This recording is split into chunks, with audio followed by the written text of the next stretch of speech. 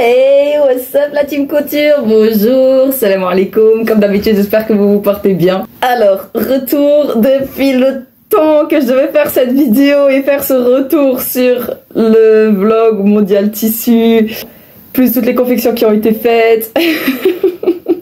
Il s'est passé tellement de choses entre temps que je vais essayer de condenser tout dans cette vidéo pour vous expliquer, vous faire un retour sur le concours Mondial Tissu, sur un autre concours que j'ai effectué, aussi d'autres confections que j'ai pu faire, et puis il y a d'autres choses qui vont rester un petit peu secrètes parce que c'est en cours, c'est en train de mijoter on va dire. Donc c'est parti, c'est pour tout de suite, on débute now. Comme dit juste précédemment, cette vidéo sera à la fois personnelle, dans le sens où je vais un petit peu raconter ma vie, hein, c'est le but d'un vlog, n'est-ce pas?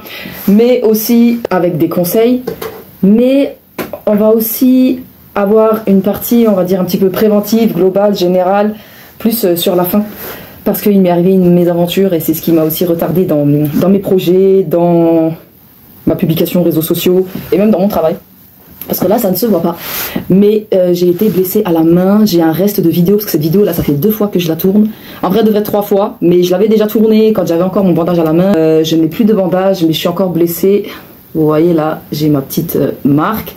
Je n'ai pas complètement la capacité de ma main parce que j'ai été ouverte à vif, parce que ma plaie s'est réouverte.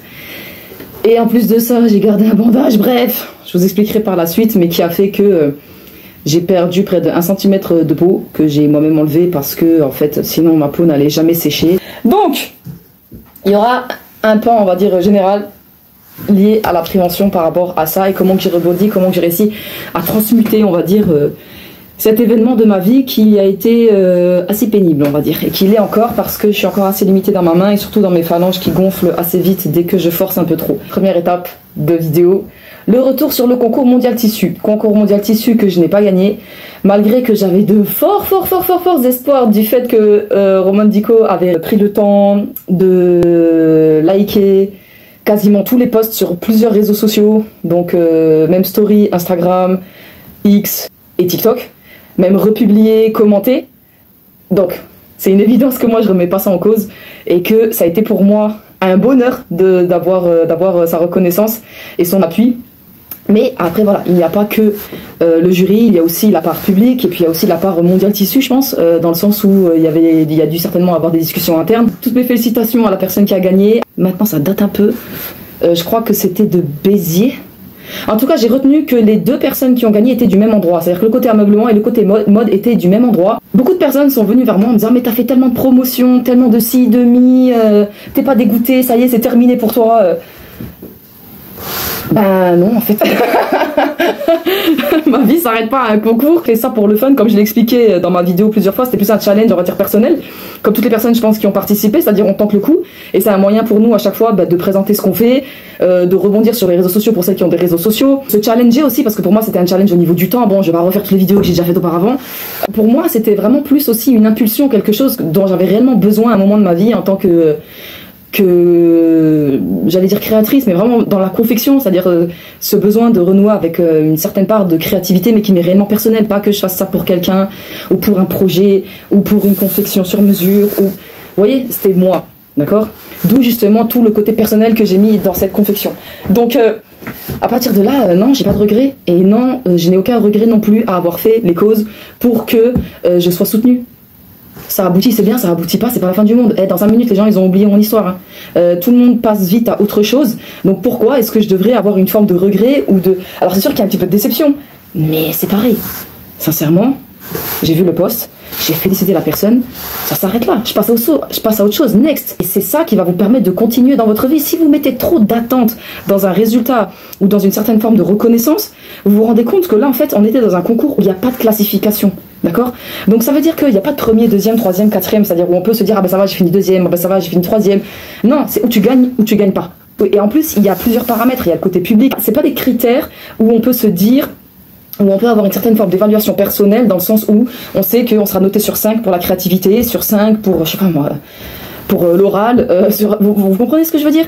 Il faut à un moment accepter le gain, que quand on participe à des concours comme ça, où on n'a aucune idée de ce sur quoi va réellement porter leur choix, hormis comme là, Mondial Tissu, vous avez dit, bah voilà, si c'est upcyclé, c'est encore mieux, Mais c'est tout, on a des pistes, mais on n'a pas réellement ce sur quoi ils vont se baser, se fixer, quels sont leurs barèmes, quelles sont leurs lignées, le pourquoi, du comment ils vont choisir eux dans leur partie telle ou telle personne. Et ça fait partie du game. Et des fois, ça se joue à pas grand-chose.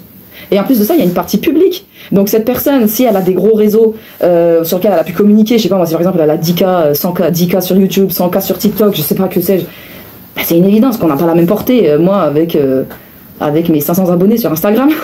D'ailleurs, n'hésitez pas à vous abonner, ça fait toujours plaisir. Que ce soit n'importe où. Vous ne vous rendez pas compte de la force que ça donne, et ça donne vraiment de l'entrain, ça nous donne envie de continuer. Ça, c'est une forme de reconnaissance et de retour par rapport à ce qu'on donne qui nous permet de savoir si on prend la bonne direction ou pas, quoi. Là, même si malgré ma blessure, forcément j'ai eu une perte, on va dire, de vitesse, dans le sens où ouais, je prenais des médicaments qui me tannaient l'esprit, mais sincèrement, je n'étais pas capable de faire quoi que ce soit. Hormis, on va dire, un cadre, et comme je n'avais pas d'avance sur mes réseaux sociaux, ça a été compliqué pour moi de suivre, mais dans le sens en termes de production. Mais hormis ça reste toujours, en fait, qu'une question de perception. D'accord? À un moment, on a de la déception, ça peut durer 1 heure, ça peut durer 1h30, mais il faut pas s'enfermer dans ce genre de choses. Et c'est dans ces moments-là, en fait, que on fait une très très grosse différence entre le mental et le mindset. Tout le monde sur les réseaux sociaux parle du mindset, c'est-à-dire que c'est à la mode, tout le monde te dit oui, c'est parce que t'as pas ta vision, t'as pas ta ci, t'as pas de ni, t'as pas ta ratata, t'as pas de discipline, t'as pas de... Ok, d'accord? Mais il y a la vision, il y a le mindset qui nous permet de voir long terme, dans le sens où on se fixe des macro-objectifs, et pour atteindre ces macro-objectifs, il faut qu'on se fixe des micro-objectifs. Mais il y a aussi un autre pan qui est complètement différent, et ça c'est plutôt donc le mental, c'est tenir au quotidien tous les jours. Je m'explique. Vous avez votre objectif, mais tous les jours, pour atteindre même un micro-objectif, il va falloir avoir des micro-objectifs quotidiens où vous allez devoir tenir, par exemple, tenir face à la fatigue, tenir face aux imprévus, tenir face aux urgences, aussi tenir face aux urgences qui n'ont rien à voir avec votre métier ou avec votre projet personnel, professionnel, tenir face tout simplement en fait à la tristesse, à la déception, comme là par exemple dans le cadre de ce concours. En fait, ce qui va vous permettre de surmonter ces petits obstacles-là au quotidien, ça c'est le mental. En fait, si on peut faire un parallèle, le mental c'est comme un sprint quotidien, d'accord? Le mindset c'est le marathon de toute votre vie. Quand votre marathon est terminé, ben débutez-en un autre en fait. Voilà, il faut pas s'imaginer que ça y est, j'ai atteint le haut de la montagne, ça s'arrête là et tout le monde est content, c'est magnifique. Non, l'être humain il est pas fait pour stagner. C'est où il avance, où il recule, où il stagne, et en général il stagne pas très longtemps. Hein. Où il va retomber, où il va remonter, en fonction de comment il se positionne. Et la vie c'est ça en fait, c'est comme ça. D'accord? C'est jamais linéaire, c'est jamais facile pour tous. Faut pas s'imaginer que ouais, pour toi c'est facile, pour moi ça l'est pas. Ouais, mais toi ça y est, t'as percé. Ouais, mais toi ça y est. Tous les gens que vous voyez qui après vous disent ouais, d'un coup, ah, ça a été facile. Ah, mais c'est venu sur moi, j'ai pas compris. Non, c'est pas vrai, il y a toujours un travail derrière. Il y a toujours une stratégie, il y a toujours une forme d'engagement, d'intention et d'alignement des actions, on va dire, pour atteindre un certain niveau et pour pouvoir surtout le maintenir. C'est pour ça d'ailleurs qu'on voit la différence entre des personnes qui vont tac d'un coup tout péter et après on n'entend plus jamais parler d'eux. Le mental, ce sera vraiment la couture que vous allez faire à 2h du matin, alors que potentiellement vous auriez plutôt envie d'être devant, je sais pas moi, Netflix ou que sais-je, Amazon Prime en train de chill. C'est le dur, c'est quelque chose que je peux faire alors que potentiellement je pourrais faire le choix de faire autre chose parce que j'en ai pas réellement envie ou parce que je pourrais m'offrir le luxe de faire autre chose. Luxe déguisé, hein, on se comprend quand je dis ça, dans le sens où on s'imagine qu'en fait cette facilité, elle va me soulager sur le moment, mais elle va pas me soulager à long terme par rapport à ma vision. Parce que ça peut même enclencher de la culpabilité. Ce sera par exemple aussi le moment où vous allez tenir, comme là j'ai fait une vidéo pour un concours, j'ai fait une photo, pardon, enfin mon photographe a fait une photo et moi aussi j'en ai fait une, pour participer à ce concours, c'est le moment où la modèle, qui est ma sœur, tient dans cette position qui est ultra inconfortable. Au bout d'un moment elle en pouvait plus parce qu'on l'a fait tenir comme ça je crois 5 minutes, elle en pouvait plus. Ça c'est le mental. Je lui dis vas-y tiens, tu vas y arriver, parce que c'est sur le moment c'est dur. Mais on voulait cette belle photo avec cet effet-là, avec cette manière de faire, etc. pour créer une vibe, pour créer un décalage entre la robe et les pierres de derrière, et puis cette porte qui est minuscule, en vrai, qui n'est plus une porte d'ailleurs. Bref, qui a une histoire assez spécifique par rapport, je parle architecturalement parlant, dans la maison, comment qu'elle est constituée en elle-même, et aussi par rapport à l'histoire de ces types de rues-là, dans cette ville. Et voilà, bah c'est avec le moment où elle va devoir tenir cette position ultra inconfortable que personne n'aurait l'idée de faire si ce n'est je pourrais un shooting. Mais du coup, je vais tenir parce que je tiens mon mini objectif qui est pour mon grand objectif, vous voyez. Et du coup, le mindset, comme je dis, c'est le marathon, c'est la vision, c'est l'état d'esprit. C'est ce qui t'aidera à te dire, ok, j'ai foiré ce point de broderie, j'ai foiré cette couture à 2h du matin, mais c'est pas grave. C'est pas grave. Parce qu'il fallait que je passe par là pour apprendre. Ça sera votre perception, on va dire globale, qui va vous permettre d'aller au-delà et de savoir pourquoi vous faites ça tous les jours. De savoir pourquoi hier vous avez fait ça, pourquoi maintenant vous faites ça et pourquoi demain vous allez faire ça. Et elle est là la différence. L'un ne marche pas sans l'autre. Et c'est ça ce qui fait que souvent, les personnes, comme elles n'ont pas cet équilibre et que surtout celles qui sont beaucoup connectées sur les réseaux et qui écoutent toute cette vidéo, pardonnez-moi un petit peu gneu là, un peu à la con là, désolé, de mindset, de motivation, de discipline, ouais mais c'est pas suffisant. Ça ne fonctionne pas, c'est pas que ça qui fait que vous allez tenir. Ça c'est un premier point d'appui, c'est les premiers mètres, d'accord, de votre course. Mais si vous voulez pas que votre course se stoppe dès les premiers mètres, il faut impérativement développer votre mental. Et justement, ce qui m'est arrivé dans ce concours-là, ben justement, c'est ça, c'est la concrétisation et l'incarnation de ce mental. Si maintenant, on n'a que le mental, donc on est quelqu'un en mode, on est un guerrier tous les jours, ou une guerrière tous les jours, au bout d'un moment, si on n'a pas de mindset, on va se perdre, on va se dire mais à quoi bon, à quoi ça sert? Et je pense que dans vos vies, ça a déjà dû arriver très souvent. Des personnes qui d'un coup, elles sont là, elles sont toutes essoufflées, elles se disent mais à quoi bon, pourquoi je fais tout ça, pourquoi je me fatigue, pourquoi? Parce qu'il n'y a pas eu cette base solide de pourquoi je fais ça. Et à contrario, si vous faites tout, si vous construisez un mindset de fou furieux, que vous êtes organisé, que vous avez des outils, bah si vous n'avez pas le mental qu'il faut au quotidien pour utiliser ces outils, ben ce sera toujours que dans votre tête, il n'y aura pas d'action. Il n'y aura pas d'action, ou du moins une action qui sera limitée dans le temps et qui fera que vous allez aussi vous essouffler, mais d'une autre manière, parce que du coup, vous n'allez pas tenir. À la moindre difficulté, vous allez dire, ah mais en fait je pensais pas, mais c'est dur, mais c'est ci, mais c'est mi, bah oui, mais tu croyais quoi? Allez, c'est difficile pour tout le monde. Quand vous voyez des personnes qui font beaucoup de choses, ou que vous vous dites, ouais, non, mais si, mais moi, mais si, mais arrêtez. C'est dur pour tout le monde. On a des galères de vie, tout le monde a des galères de vie, tout le monde a des galères de famille, tout le monde a des galères, ceux qui ont des enfants avec leurs enfants ou avec leurs parents, leurs frères, leurs sœurs, leurs études. Enfin, on a tous à des échelles différentes, à des proportionnalités différentes, c'est une évidence, on n'est pas tous égaux. C'est pour ça que arrêtez de vous comparer et arrêtez de... Voilà, il faut absolument combiner les deux et faire toujours ce pont avec les domaines qui vous concernent. C'est-à-dire que là, ce que je vous ai dit, on peut faire un parallèle avec le sport. Le mental, c'est ce qui va vous permettre... vous avez mal, mais dans votre série, vous allez continuer les 10 dernières répétitions qu'il faut faire. Ça, c'est le mental. Vous allez les terminer. Le mindset, c'est ce qui va vous permettre de continuer à faire votre sport le lendemain, le surlendemain, malgré les courbatures. Parce que vous avez votre vision, vous avez votre objectif, vous voulez perdre 15 kilos. Ou même si c'est pas pour perdre des kilos, c'est parce que vous voulez retrouver une certaine mobilité. Vous voulez que votre corps il soit dans une forme de régénérescence, de bien-être global. Dans la couture, c'est pareil. Du coup, ton mental, c'est ce qui va te faire découdre, c'est ce qui va te faire recommencer, c'est ce qui va te permettre de te dire ok, je peux ne pas m'arrêter parce que je sens que physiquement j'en suis capable. C'est juste si là j'ai envie de m'arrêter, c'est parce que j'en ai marre, ça m'ennuie profondément parce que je fais que de louper, mais non, je continue quand même. D'accord? Parce que je vous pousse pas à l'épuisement, faut se détendre. Je ne pousse personne à l'épuisement moral et physique. Il faut savoir trouver un juste équilibre, hein. On n'est pas non plus, faut pas être toxique vis-à-vis de soi-même. Quand on sent que c'est plus psychologique, quoi, d'accord? Que c'est plus, vas-y c'est bon, j'en ai marre, là j'arrête. Non, le mental c'est j'arrête pas. Je continue. Ok, j'ai eu une urgence à gérer. Ok, c'était pas prévu dans mon emploi du temps. Ben, tant pis, je vais prendre sur moi et je vais m'organiser autrement. Et la petite demi-heure que j'avais où je devais, par exemple, je sais pas, scroll avant de dormir, ben, je vais pas la prendre. Et je vais travailler.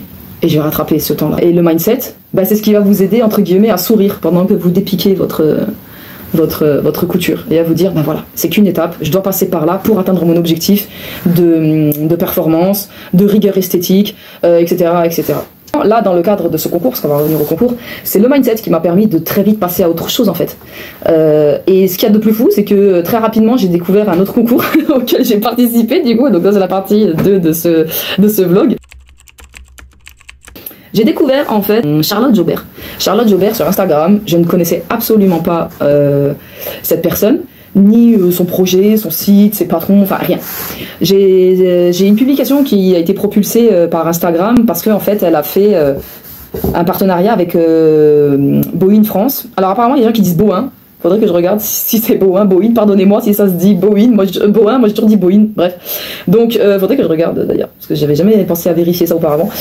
Mais là maintenant que je le dis à voix haute et que j'en fais une vidéo, pardonnez-moi, mais c'est vrai que pour moi, Bohin, je trouve que ça fait bien, mais c'est vrai que si on étudie le truc d'un point de vue de langue française, on dirait Bohin. Bref, pardonnez-moi. On va rester sur Bohin dans le doute. Donc, comme je les suis, j'ai vu ce post donc de Charlotte. Je vois en fait qu'elle propose un patron qu'il faut donc suivre, qu'on peut télécharger gratuitement parce que normalement elle le fait payer. Et donc c'est tout un package d'un patron que l'on peut transformer soit en body, soit en jupe cheville ou alors longue vraiment au sol. Et je vois la robe, elle s'appelle Diosa et je dis ah, il est pas mal le patron. Et je découvre ben voilà les gains du concours. Et je dis ouais c'est pas mal et tout, même par rapport à Bohin. Donc c'est cool, je vais tenter. Et puis moi, ça me permettra de découvrir cette personne, son univers. Et puis c'est vrai que moi, je travaille qu'avec des patrons artisanaux parce que moi-même, je fais mes propres patrons. Et tout le côté, on va dire, vous voyez, patron, gradué, etc. Moi, j'ai vraiment été formée à l'artisanat vu que je suis costumière de base. Je fais avec les livres, avec des patrons que je récupère, d'autres que j'ai pu récupérer, d'autres couturières, etc., voire costumières. Ou moi-même de ce que j'ai pu faire lors de mes études. Donc c'est vrai que tout ce côté, on va dire patron A4, il faut imprimer, remettre, oh, ça a été un délire pour moi. Franchement, c'est vrai que en fait c'est long, c'est ultra long quand on imprime, puis après il faut tout scotcher. Alors je dis pas que c'est mauvais, mais c'est une autre manière de travailler.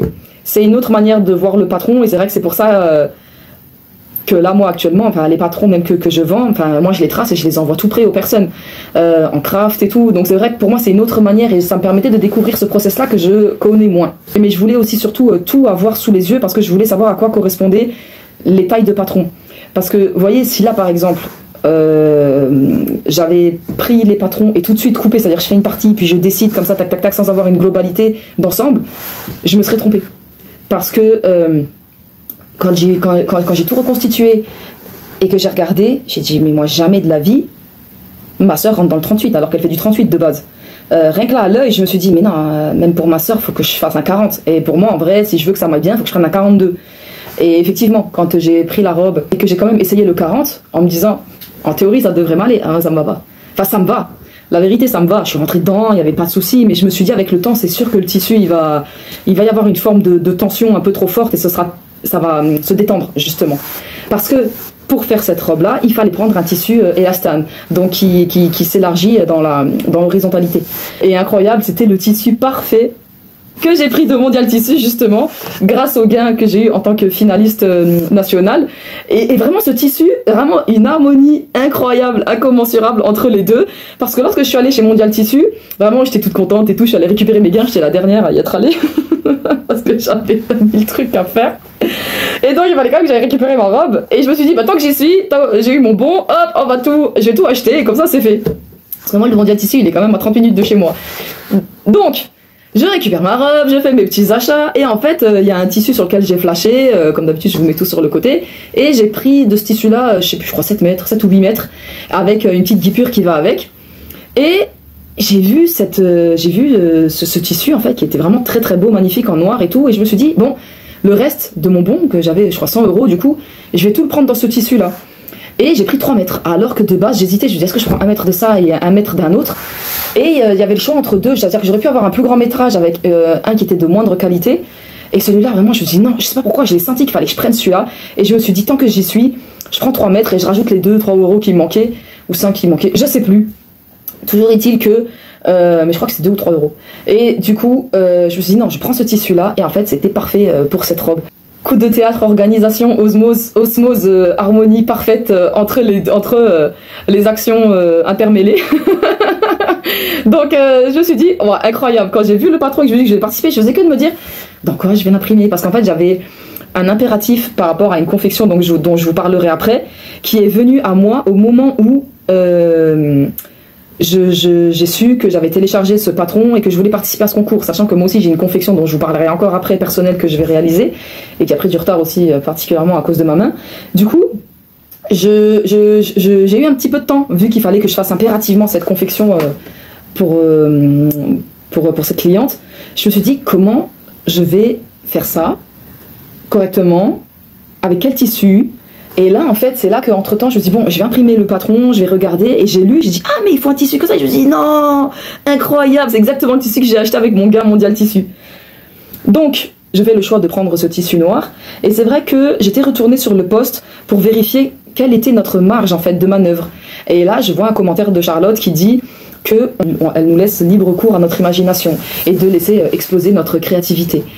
Et là, je me suis dit, ben, banco, en fait. Allez, bingo, on y va.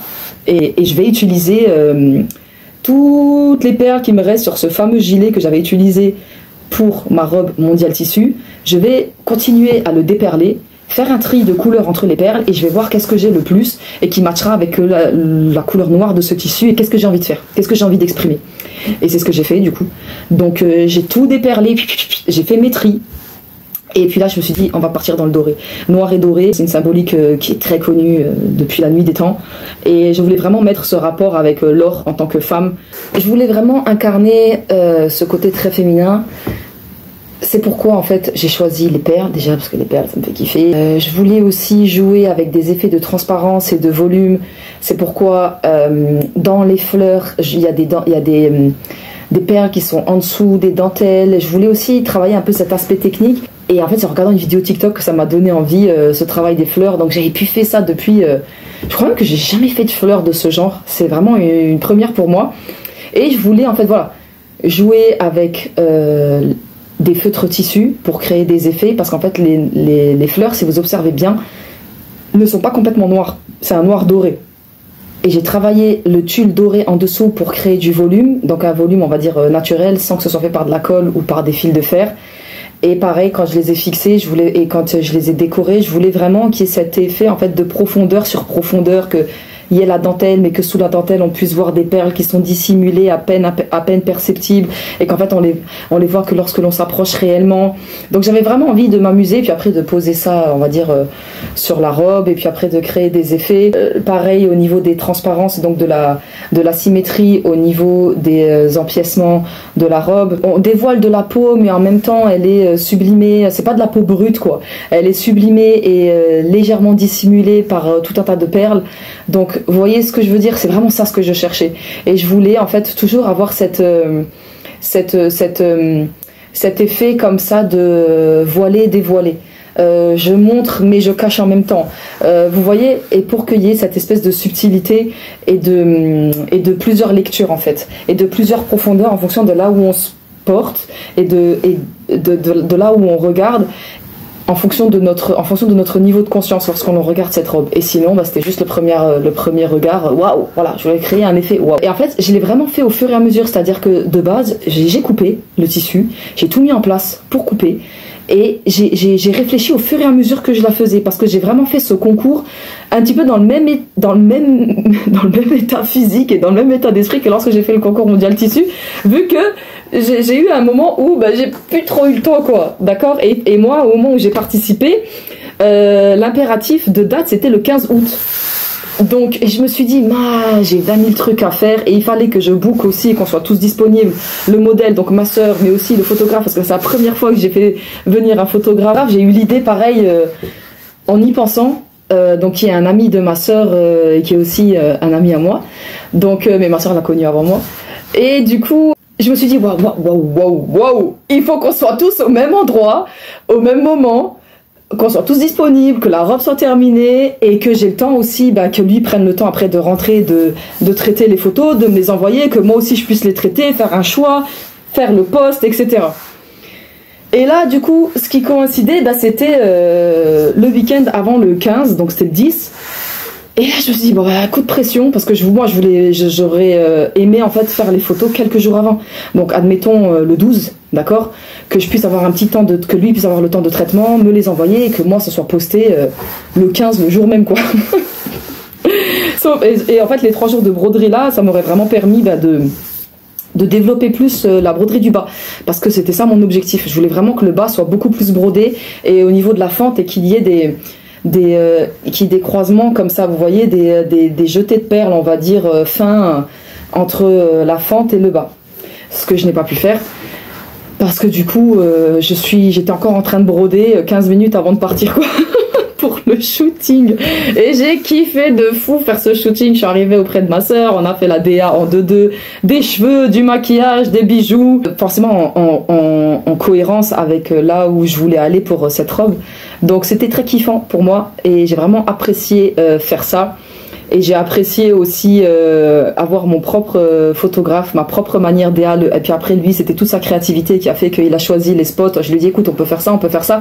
Et tac, ça lui a donné des idées. Il m'a dit, ah, mais on va aller dehors. Et puis regarde, on peut faire ça, on peut faire comme ça, comme ça, comme ça.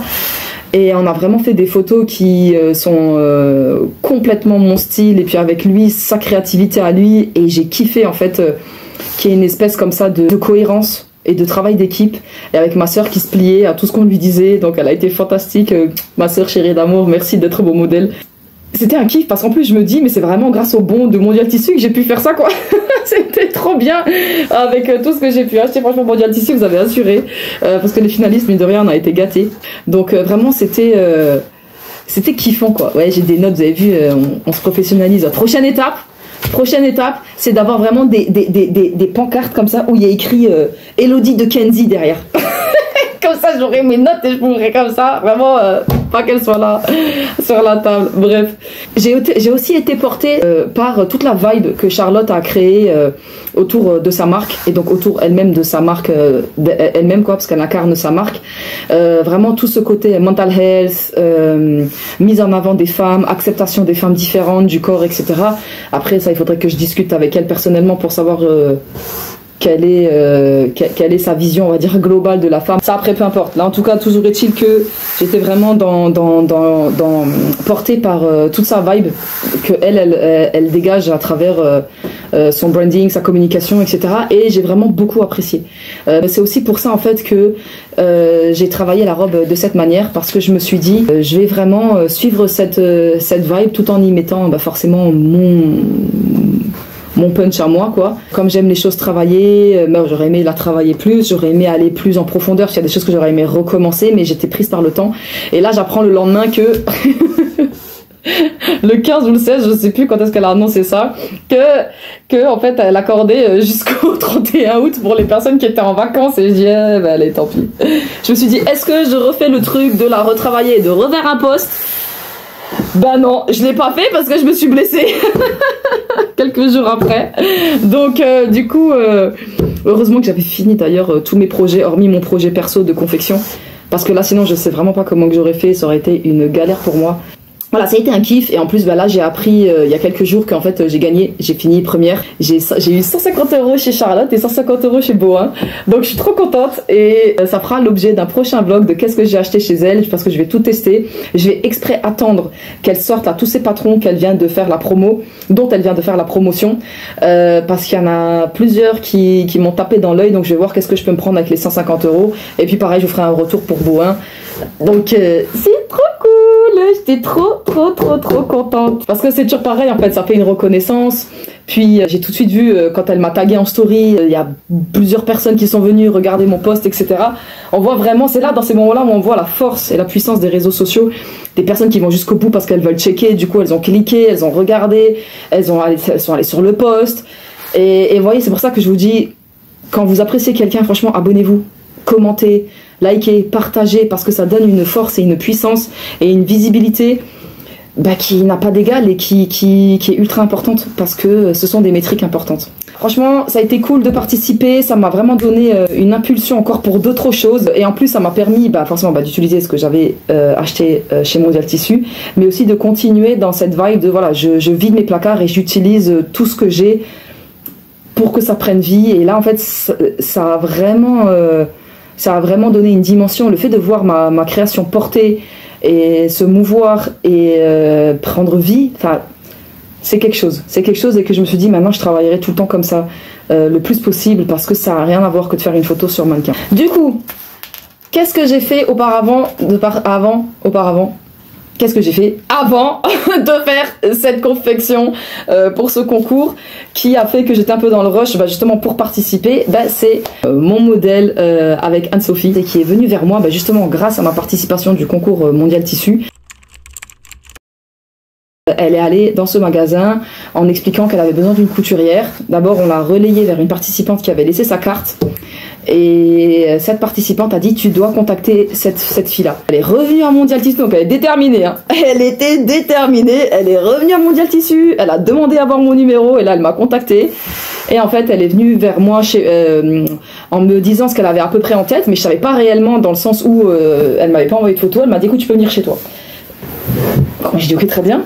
Je la reçois chez moi, elle est venue avec une valise en me ramenant des pièces que je pouvais customiser, d'autres que je pouvais complètement déchirer, reprendre du tout au tout. Elle m'a dit voilà, regarde tout ce que tu as. Dans l'idée, si je peux ne rien acheter, c'est bien. Et voilà ce que je veux. Donc on a fait des combinaisons. Moi, j'ai dit attends, en termes de DA, ça va pas, ça va pas, ça va pas, jusqu'à ce que je trouve le truc.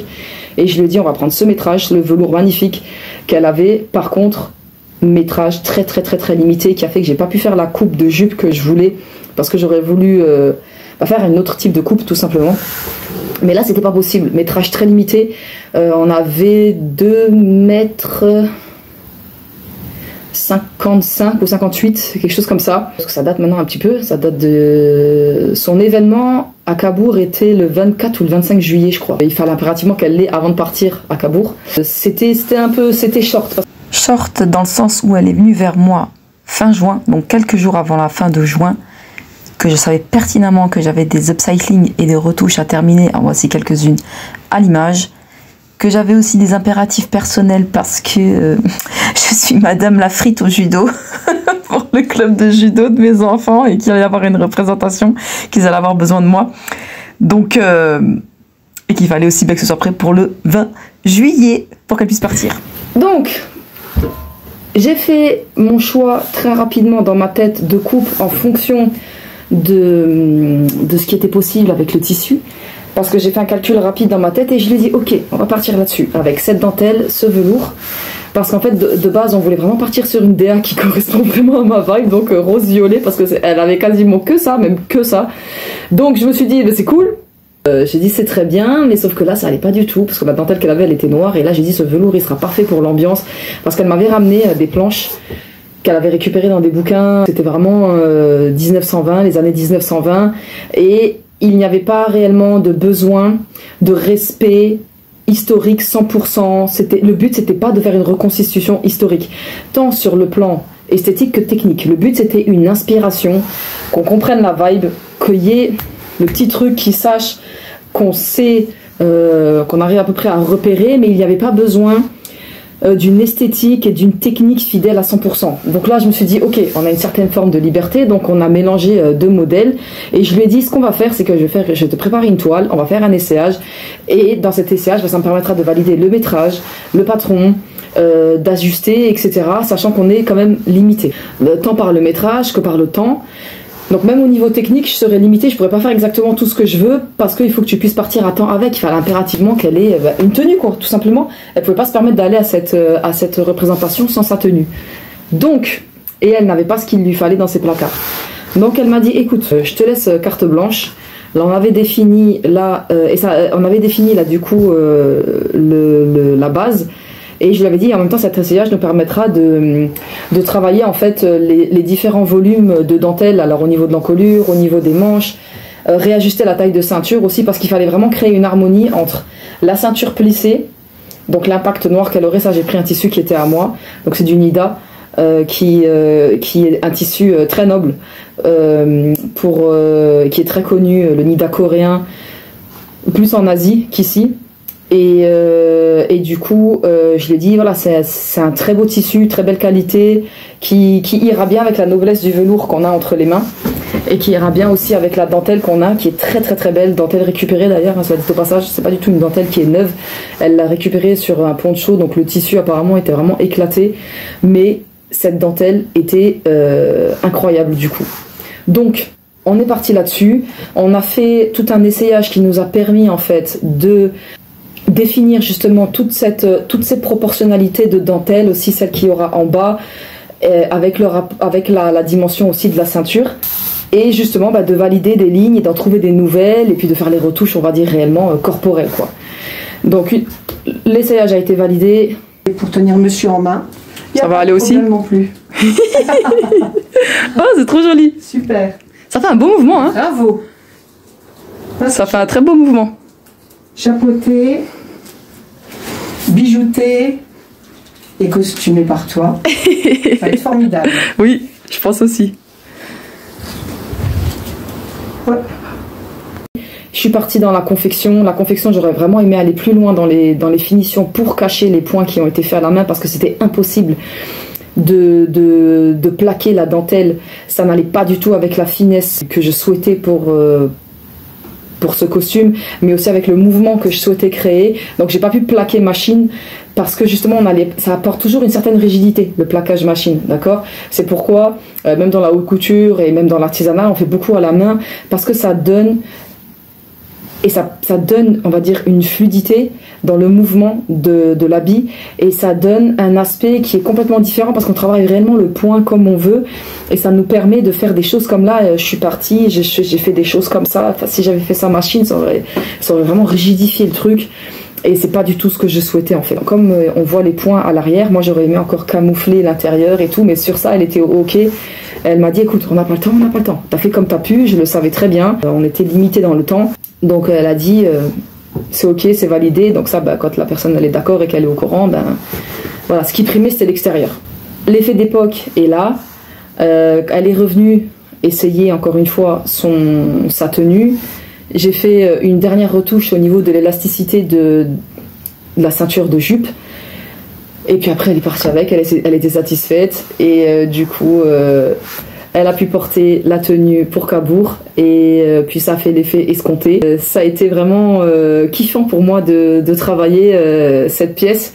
Ça m'a replongé dans mes souvenirs d'antan de costumière. Ça permet aussi de se rappeler qu'une belle pièce, ça ne se résume pas que au look final, mais aussi à la manière dont elle vit en mouvement. Donc, et de toujours s'adapter à ça et de toujours travailler sa technique et de faire ses choix techniques en fonction de ça. Donc voilà, c'était kiffant. Moi, voilà, merci à Anne-Sophie. Elle m'a dit qu'elle me rappellera pour des projets futurs. J'ai hâte et j'espère. C'est pourquoi, du coup, j'ai mis en pause le concours de Charlotte et que j'ai pas pu le développer comme je l'aurais souhaité et que j'ai mis en pause mon propre travail personnel.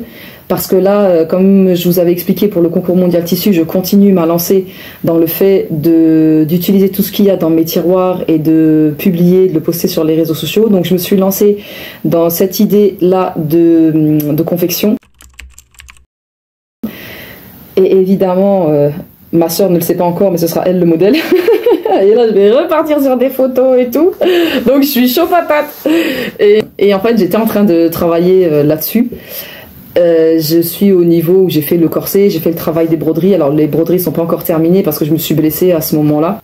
C'est vraiment l'idée, c'est de faire un corset ultra brodé, ultra travaillé. Je n'ai jamais réellement travaillé le perlage comme ça sur des longues lignes. J'ai jamais réellement fait ça.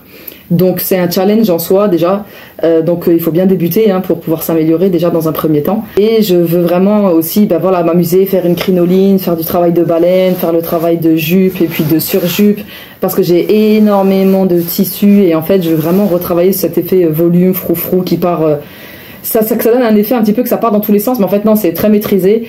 Donc c'était ça l'objectif. Donc là voilà, maintenant ma main elle commence à aller mieux. Dès que j'ai des petits moments, je continue pour le faire parce que je veux terminer cette création et je veux pouvoir en faire un shooting. Mais c'est vrai que à ce moment-là est arrivé un jour où j'étais très concentrée sur ma confection. J'ai passé l'après-midi à définir les lignes et à broder. Je pensais... Alors physiquement, on va dire que j'étais pas réellement au bout de ma vie. J'avais une fatigue mentale, c'est une évidence parce que vous savez très bien que la couture, même si je suis pas là à porter des 3,5 tonnes ou que sais-je, c'est très fatigant. La concentration au niveau visuel, au niveau des doigts, quand on fait des choses techniques, etc. Il y a une forme de fatigue physique. Mais là, je sentais que je pouvais tenir parce que voilà, il fallait que que j'arrête de faire ce que j'étais en train de faire et que je parte dans ma cuisine, faire à manger, mes enfants allaient arriver. Donc il fallait impérativement que la nourriture soit prête, qu'ils puissent manger, faire la douche et aller au lit. Quand bien même c'est les vacances, je ne mets pas mes enfants au lit à des minuit ou quoi, sauf ceux qui sont plus grands. Les plus petits, voilà, ils vont au lit maximum à 10h du soir. Donc là je les attendais et il était du coup 20h, ils devaient rentrer pour 20h30. J'avais qu'une idée en tête, c'était leur faire à manger, me faire à manger à moi aussi pour que je puisse manger avec eux, qu'on mange, qu'ils fassent la douche, qu'ils aillent au lit, et que moi je retourne travailler dans mon atelier avec mes grands en général qui restent avec moi côté chambre de mon atelier. J'étais préoccupée et j'étais assez en colère contre moi-même et j'étais en train de penser à ça. Et paradoxalement, alors que j'étais en train de me molester intérieurement, je sais pas si ça se dit, mais que j'étais en train de pas forcément me parler d'une manière assez cool à l'intérieur de moi, j'étais assez dure envers moi-même, je me suis énervée avec mon avocat et avec mon couteau du coup dans la main, et je me suis planté le couteau dans la main. Et en fait, quand j'ai tout de suite senti que ça a tout traversé, c'est-à-dire que le noyau de l'avocat a glissé, il s'est roulé sur lui-même, d'accord, du coup le couteau est parti de côté, et tac, j'ai traversé tout l'avocat, plus toute ma main, et là quand j'ai regardé, j'ai tout de suite senti, j'ai fait ouf, j'ai senti que j'étais allé très profond. Et là je me disais, attends, avant de retirer, j'ai tourné, j'ai regardé, et en fait je voyais le bout du couteau de l'autre côté de ma peau, mais il n'était pas sorti, il était sous ma peau, d'accord, donc je me suis arrêtée juste avant. C'est-à-dire que j'ai vu la pointe de mon couteau sous ma peau, comme ça, mais j'avais pas traversé. Et donc là, je me suis dit, eh merde. Et donc, j'ai gardé mon sang-froid, surtout qu'en plus, j'étais toute seule. Donc, je me suis dit, bon, on va enlever ça, on va compresser, et on va continuer ce qu'on a à faire, parce que de toute façon, je suis toute seule avec mes enfants, je peux pas me permettre de... Voilà, moi, dans ma tête, j'avais qu'un seul objectif, c'était qu'ils rentrent et qu'ils mangent. Donc c'est ce que j'ai fait, hein. Tac, je suis allée dans ma salle de bain, j'ai retiré le couteau, j'ai compressé. Quand j'ai vu que ça allait un petit peu mieux, j'ai mis un bandage, j'ai mis un pansement, j'ai bandé, et puis j'ai dit allez, on termine de faire à manger, puis j'ai accueilli mes enfants, ils ont mangé et tout. Puis après j'ai dit allez, on va au lit, j'ai mis les petits au lit, et là en fait, en mettant mes petits au lit, ça s'est vraiment mis à saigner abondamment, au point que en fait tout était gorgé de sang et que ça goûtait comme ça par terre. Et c'est mon petit qui me dit maman, ça goûte par terre ton bandage. Et donc là du coup je termine, je dis allez c'est bon, hop, au lit, tac tac tac, je termine, je vous inquiétez pas, tout va bien. Je retourne dans ma salle de bain, j'ouvre et là je vois en fait que j'ai vraiment un énorme bleu qui commence à se faire ici, un bleu, et que c'était vraiment gonflé, mes deux phalanges là étaient gonflées. Parce que mon couteau est vraiment parti dans ce sens-là, vous voyez, c'est-à-dire que là, comme ça, vous voyez, comme ça, là. Il est là, ça a fait comme ça, et c'est monté vers mes phalanges, d'accord. Et du coup, et puis j'ai regardé l'intérieur, j'ai vu, j'ai senti en fait que sous ma main, ici, là, on a une espèce de tuyau, c'est comme ça que je l'ai dit au SAMU, et je dis mon tuyau, il est tout dur, et ça me fait vraiment mal. Et là, bon, là j'avais le bleu, normal, mais là le tuyau là, vraiment c'était dur sur plusieurs... et puis mes doigts, là c'est là que je me suis rendu compte que j'arrivais plus à faire ça, j'arrivais plus à plier mes doigts, et là je me suis dit, ouh, c'est plus grave que ce que je pensais.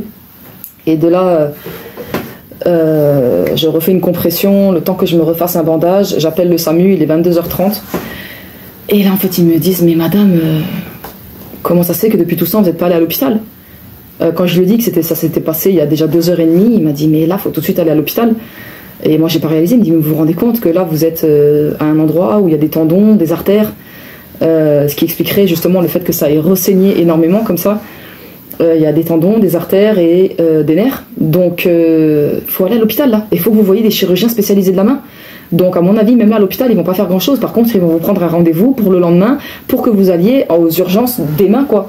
Et c'est ce qui s'est passé, donc j'ai fini aux urgences, je me suis fait opérer le lendemain en urgence parce qu'ils m'ont expliqué qu'il faut ouvrir plus pour être sûr que je n'ai rien touché, que je n'ai rien atteint, sachant qu'il y avait déjà la radio qui avait validé que je n'avais pas touché d'os, donc j'étais déjà contente. Et là en fait, après opération, elle m'a dit c'est bon, on n'a rien à vous faire. Pendant qu'elle faisait l'opération, parce que j'étais consciente, ils m'ont que endormi le bras. J'ai eu beaucoup de chance, je n'ai absolument rien touché, mais que forcément ça reste un gros traumatisme pour ma main et que je vais mettre du temps à récupérer. Et en fait, ce qui s'est passé, c'est que on m'a fait les poings et ma plaie s'est réouverte après qu'on m'a enlevé les poings. Le lendemain, comme c'est un endroit un peu sensible et qui faisait chaud et que voilà, bref, c'était compliqué. Du coup, ma plaie s'est réouverte, donc c'est pour ça que je mets un peu de temps à guérir. Et malgré ça, comme c'est la main et qu'on l'utilise et qu'elles-mêmes m'ont recommandé de beaucoup utiliser ma main pour justement, là pour vous dire, ça m'est arrivé mi-août. J'ai encore des problèmes de sensibilité au bout du doigt. mais ça me fait plus mal. Là, quand je touche, ça me fait plus mal. J'ai juste un problème de sensibilité que sur le côté là. Et je recommence à vraiment ressentir mon doigt sans avoir mal que maintenant, mais je sens que j'ai pas retrouvé toute ma sensibilité et j'ai toujours mal. Et comme j'ai été à vif là pendant très longtemps, je peux pas me masser pour faire le travail d'adhérence, etc. Bref, comme on dit, alhamdulillah, ala kulli hal, Dieu merci dans tous les cas.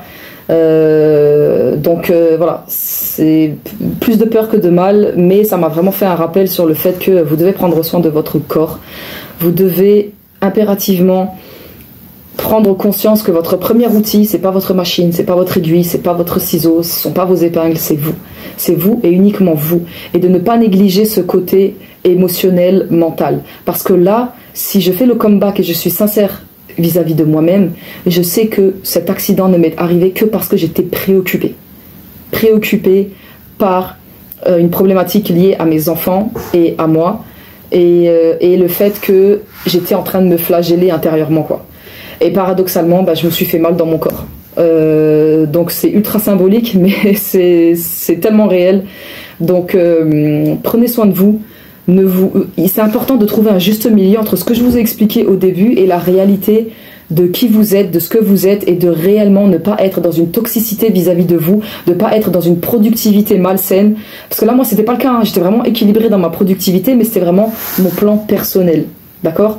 Et il faut impérativement avoir cet équilibre dans tous les domaines de votre vie, parce que tout est entremêlé. C'est-à-dire que là, moi, ma partie personnelle a tapé dans mon professionnel. Quand moi, au téléphone, il m'a dit, mais si ça se trouve, madame, vous allez plus jamais avoir l'usage de votre main correctement et être handicapé potentiellement à 80, 60 ou même ne serait-ce que 10%, j'étais comme ça. J'ai dit, mais moi, mes mains, c'est toute ma vie. Parce que moi, je suis ambidextre. Parce qu'il y a plein de gens qui me disent, ah, mais c'est ta main droite. Non, moi, ma main gauche, elle est tout aussi importante que ma main droite pour moi. Donc, je n'étais pas bien. Et j'étais en panique jusqu'à ce que je me fasse opérer le lendemain sur les coups de 16 heures. J'étais en panique. Mais vraiment. Donc c'est important d'avoir cet équilibre et cette osmose en fait pour vous, même pour votre entourage, tout ce qui est important pour vous en fait. Parce que en un claquement de doigts, votre vie elle peut complètement changer. Et c'est vraiment ça moi que ça m'a appris. Donc faites attention à vous, trouvez votre équilibre. Le but, c'est le marathon, c'est pas le sprint. Le but, c'est le marathon de votre vie, pas le sprint d'une journée. Donc, je le répéterai jamais assez, trouvez votre équilibre entre la détermination et le fait d'être obsessif, entre le fait de se dépasser, mais aussi savoir se reposer, et ça, c'est aussi dans votre tête. D'accord? Et aussi dans la manière dont vous vous traitez. Et tout est relié.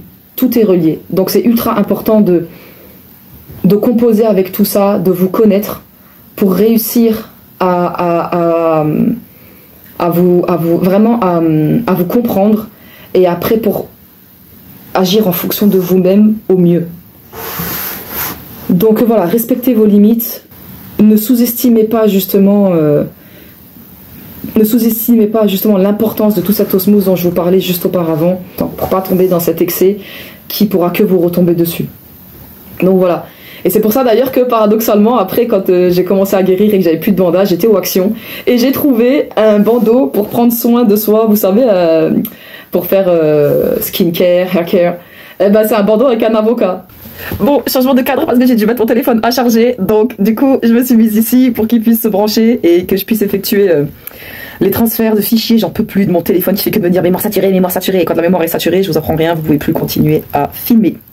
Donc, revenons-en à nos moutons, pour vous dire que pour transmuter cette histoire, pour réussir à en faire quelque chose de bénéfique et que je puisse m'en rappeler régulièrement, je suis arrivée aux Actions, je devais faire des achats pour ma fille, je tombe sur ça. Et là je me suis dit, c'est une dinguerie, parce que j'en ai déjà un de base pour moi, un rose pour ma skincare et tout, et vraiment en plus je l'ai là, et vous voyez j'ai tout en rose, moi je suis une grosse fan, mais du coup vous voyez j'ai tout, le bonnet, et en fait voilà je l'ai même en violet, d'accord, donc j'en ai déjà un, et du coup celui-ci je le garde maintenant ici en haut, et celui-là je le garde en bas dans ma salle de bain. Et je me suis dit, c'est pas juste un hasard, c'est un signe et il faut vraiment que je l'utilise et je me suis dit ça va être un bon moyen pour moi de me rappeler toute ma vie de quelle leçon m'a donné cet avocat et de vraiment pouvoir me rappeler ce que j'ai vécu, à côté de quoi je suis passée, parce que j'ai vraiment eu très très peur. Tout de suite, dès qu'il m'a fait prendre conscience, le docteur au téléphone, de la potentielle gravité dans laquelle j'étais, et que ça c'était que visible une fois qu'on pourrait opérer, parce que figurez-vous qu'au SAMU je suis tombée sur un docteur qui était spécialiste de la main à l'hôpital où je me suis fait opérer justement, et là j'ai tout de suite dit mais je vais pouvoir continuer à coudre, c'était ça ma priorité moi, vraiment et là il me dit mais je peux pas vous le garantir, je ne peux pas vous le garantir, pour ça il faut qu'on ouvre, il faut qu'on regarde, et après advienne que pourra. Donc il faut vraiment voilà, j'ai beaucoup de reconnaissance pour ça, et il faut vraiment à chaque fois analyser les choses pour que vous en tiriez des leçons bénéfiques. Tout est une question de point de vue, même si là en vrai de vrai, voilà, je me dis vous voyez, on voit très clairement quand je fais ça, là on voit, je sais pas si là vous allez bien voir, mais on voit les points qui se forment là où j'ai eu ça. Le seul endroit où c'est très bien refermé et où j'ai plus rien, c'est ici là ça se voit pas bien à la vidéo, mais là il y a peut-être quoi 4-5 mm, oui, où l'on voit quasiment plus rien, même là je le regarde, on voit plus rien, alors que là du coup on voit très bien ici, ça va de là à là.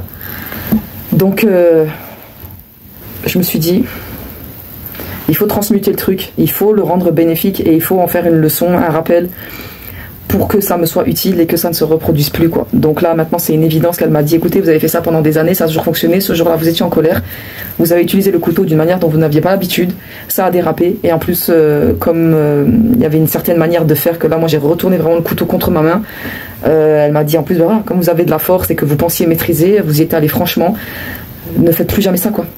Et j'ai dit non mais là ça m'a servi de leçon toute ma vie, j'utiliserai que des cuillères. Et puis c'est tout, donc vraiment prenez soin de vous. Gardez toujours votre équilibre entre votre mindset et votre mental. Prenez soin de vous et aussi de votre esprit et ça va le faire. Et je vous retrouve pour un prochain vlog, de nouvelles aventures à raconter, parce que du coup je ferai le retour concernant mes achats Boin, mais aussi Charlotte, mes patrons, la continuité de ma confection en cours. Et puis voilà. Donc, je vous souhaite le meilleur comme d'habitude et je vous dis à bientôt pour de nouvelles aventures. Ciao!